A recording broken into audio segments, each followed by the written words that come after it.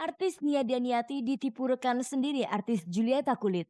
Menurut Nia Daniati kepada tim cek dan dicek yang menemuinya Selasa kemarin di kediamannya, Julieta telah menipu dirinya pada akhir Januari lalu dengan modus bisnis kerjasama. Nia mengaku telah menyerahkan uang sebanyak 50 juta rupiah untuk modal bisnisnya.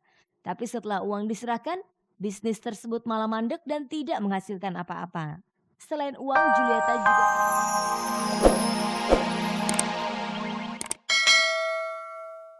Selamat sore pemirsa, jumpa lagi dengan saya Fani Rahmasari dalam tayangan paling bergengsi, Cek dan Dicek.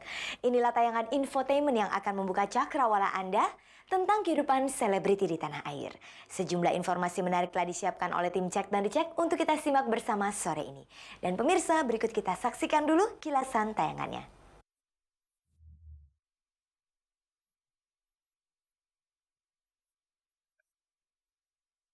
Nia Daniati ditipu sesama artis dalam urusan bisnis. Selain uang sejumlah 50 juta rupiah, ia juga kehilangan 2 buah arloji mewah.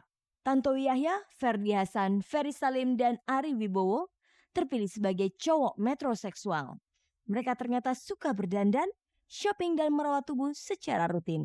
Inul Daratista mengaku kecewa telah melepaskan tawaran puluhan miliar rupiah saat kampanye lalu.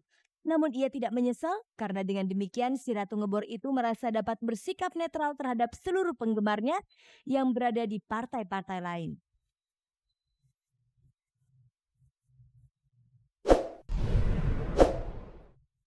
Artis Nia Daniati dikabarkan telah ditipu temannya sendiri sesama artis Julieta Kulit. Nia kehilangan 2 buah jam tangan bermerek Bulgari dan Rolex dan sejumlah uang. Apa tanggapan Julieta Kulit tentang tuduhan itu? Berikut kita simak liputannya.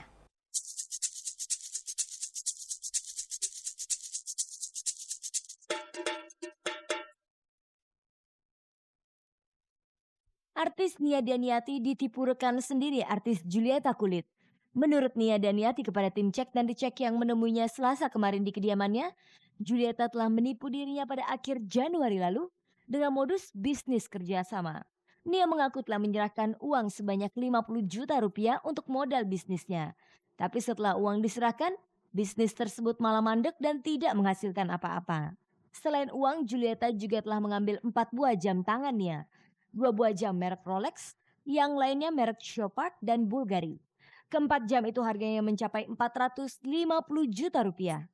Kepada istri pengacara Farhad Abbas itu, Julieta berdalih ingin membersihkan keempat jam itu. Tapi tanpa sepengetahuan Nia, jam itu malah diambil Julieta.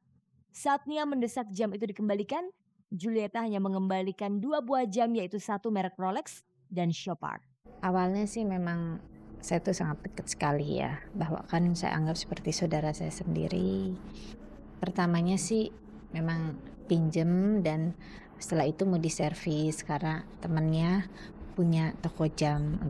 Rantainya mau dibersihin maksud saya, karena kan kalau lebih bersih kita lihatnya juga lebih enak gitu. Sementara kondisi jamnya sendiri semuanya bagus semua gitu. Dan saat itu memang dia ada kebutuhan ya untuk usahanya dia. Saya nggak tahu dia pinjem uang dari saya sebesar 50 juta. Setelah kita bikin laporan dan dia juga udah tahu, udah dihubungi, tahu, dan dia minta waktu dalam seminggu. Karena dalam seminggu itu memang sudah dikembalikan jam saya. Pertama 1, terus seminggu lagi, kemudian 1 lagi gitu. Dan juga uang udah 5 juta udah dikembalikan. Kemarin dia menghubungi saya. Artinya mau diselesaikan dengan secara kekeluargaan. Pertengahan Februari lalu, Nia melaporkan penipuan itu ke pihak berwajib. Sebenarnya polisi pernah sekali memanggil Julieta. Tapi ketika itu, Julieta mengirimkan sebuah surat yang isinya mengatakan bahwa ia minta agar semua persoalan ini diselesaikan secara kekeluargaan. Bagaimanakah kronologis penipuan itu dan apa tanggapan Julieta terhadap tuduhan rekannya tersebut? Tapi bertahap ya, ada jamnya Nia yang mau tadi ada yang rencana mau dijual tapi nggak jadi, di cancel. Ya udah deh, di servis aja, ya udah gitu aja teman. Terus sayanya juga pas dia bilang kapan Yul, kapan, saya iya besok. nanti saya ambil, saya gituin. Mungkin lama-lama dia kesel sama saya. Ya udah begitu aja, marah. Yang satu itu rencananya mau dijual akhirnya nggak jadi deh gitu. Yang dua ini nih sekarang nih nggak jadi deh. Tadinya kan rencana iseng deh gitu loh. Saya yang suruh udah iseng aja iseng. Saya bilang gitu kan, terus nggak jadi, gue juga nggak ini banget kok, dia bilang gitu.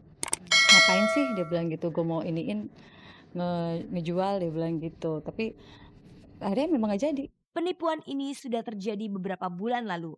Tapi mengapa baru saat ini Nia membeberkannya? Saya juga tidak terfikiran apa-apa, juga mungkin keluarganya Yuli juga nggak berpikiran, nggak capek loh gitu dengerin segala macam ini. Dan sebetulnya juga saya tidak mau komentar, tapi teman-teman infotainment ini juga kan biar bagaimana mereka cari berita, mereka menunggu di rumah saya dan menghubungi saya udah berhari-hari.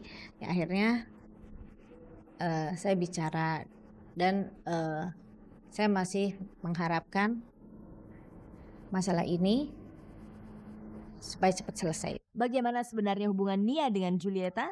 Pertamanya memang ikut pengajian ya, terus akhirnya ya berteman karena kita cocok ya, berteman sampai nggak pengajian pun hari-hari pun ya berteman, teleponan. Saya bersahabat dengan dia itu udah kurang lebihnya 7-8 tahun dan dia juga sering di sini, sering gitu, deket sekali. Juga sebetulnya tidak tega ya. Bagaimana kelanjutan kasus ini?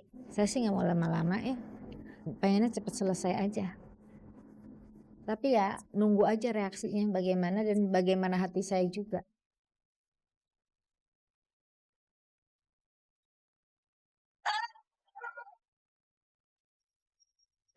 Sebagian kalangan pria di kota-kota besar kini mulai memberi perhatian khusus pada urusan penampilan. Mereka juga merawat tubuh dan menjaga penampilan seperti layaknya perempuan. Mulai dari soal facial, manicure, dan pedicure, semua dilakoni oleh para pria metroseksual ini. Dan inilah pemirsa beberapa selebriti yang mendapat julukan sebagai ikon cowok metroseksual. Mereka antara lain Tantowi Yahya, Ferdy Hassan, Ferry Salim, dan Ari Wibowo.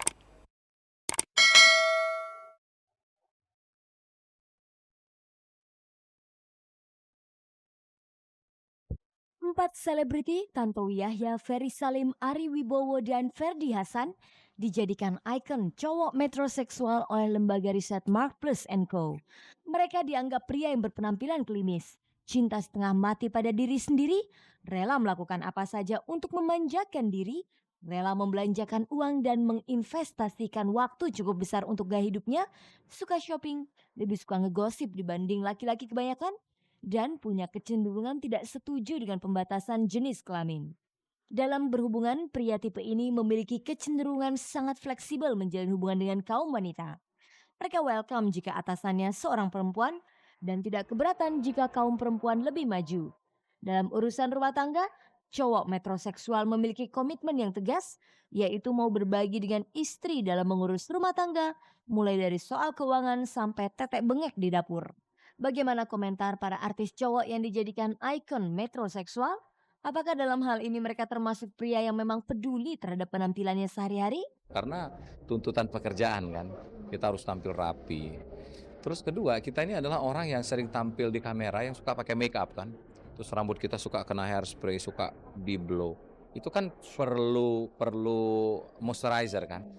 Karena kulit yang suka kena apa namanya itu bedak yang tebal gitu kan, pori-porinya ketutup. Untuk itulah kita harus ke salon. Pertama kali saya jadi model atau dari mulai awal saya ngikutin lomba-lomba model gitu, lomba-lomba modeling, membuat saya selalu sangat care dengan penampilan saya. Jadi dari situlah saya mulai memperhatikan penampilan, dan kemudian juga ketika saya jadi model saya harus bisa make up sendiri.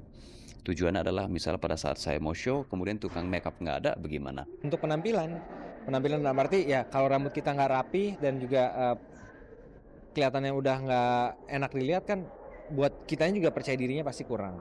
Orang yang lihat juga kok rambutnya begitu ya. Sebagai cowok metroseksual, bagaimanakah kebiasaan mereka merawat tubuh? Ya saya ke salon tuh sebulan paling nggak 2 kali. Satu potong rambut, kemudian abis itu treatment ya.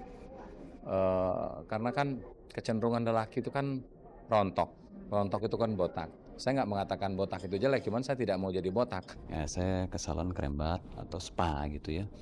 Terus kemudian kalau di rumah, saya lebih banyak melakukan di rumah. Potong rambut istri saya, mewarnai rambut istri saya. Kalau scrub saya sendiri.